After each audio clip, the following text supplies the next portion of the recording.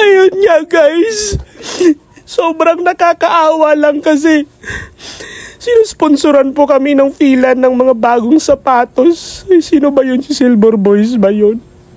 Ayan nga si Kuya JK. Kuya JK! Madam Jing! Maraming salamat sa inyo kasi dahil sa inyo may bago po kaming sapatos.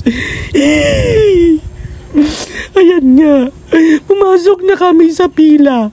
Marami silang pagkain tapos kami nakapila na. Kasi basta pagkain dapat huwag kang magpahuli. Di ba, Bol? Okay. Ayan, pumili ka lang dyan, Bol, kung ano gusto mong kainin. Marami silang prutas dyan, oh. Pampahaba ng buhay yan kasi healthy na pagkain yan. Nakita nyo dyan si Makay Blood rin, nakapila rin sa pagkain.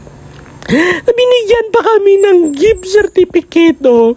Yan po ay pwede kaming pumili ng sapatos worth 5,000 pesos.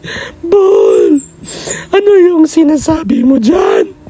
Huwag ka na magpaliwanag, Bol. Madam Jing, pigilan mo yan si Bol. Pigilan mo. Huwag ka na magpaliwanag. Ay, huwag ka na nga magpaliwanag, Bol. 5,000 pesos nga na sapatos. Sige, pumili ka. May pakis-kis ka pa. Buang ka. Hindi puta. Say mo bulang. Galintin. Ay. Ayun nga. Si Kuya JK. Bakit ang saya-saya namin dyan? Hindi namin alam. Basta, wow! Meron na nga akong napiling sapatos. Ang mahal pa naman ng mga sapatos sa pila. Bakit ganyan ang mga sapatos nyo? Ang gaganda. Quality pa. Kaya kung ako sa inyo guys, parang awa nyo na. Bumili na kayo ng sapatos sa pila.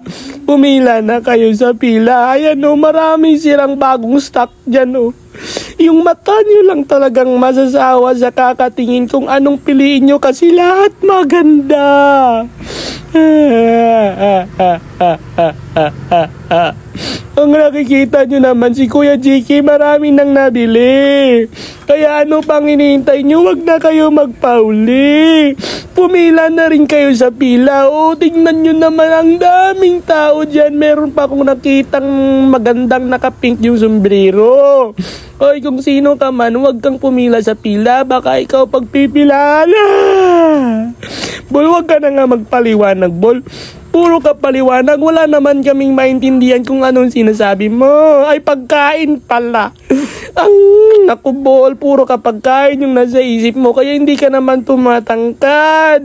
Buang ka talaga, Bol. Kalintisi mo. Ay, hindi puta. Ay, kinili pa talaga ang strawberry. Wala ba sa bundok yan, Bol? Nakakaawa ka naman, Bol. Grabe ka na. Baka naubos mo na ang pagkain dyan. Oh, mga aba, kumuha pa talaga ng pipino. Bol, parang awa mo na. Tigilan mo na sa pagkuha ng pagkain. Nakakahiya. Tama na yan. Tama na, stop na. Wow, ayan nga naman si Sir.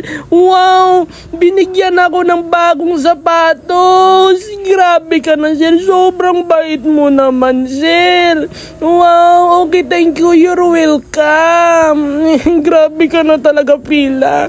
Oo, okay na, Sir. Okay na. Okay ka. Okay na kayo.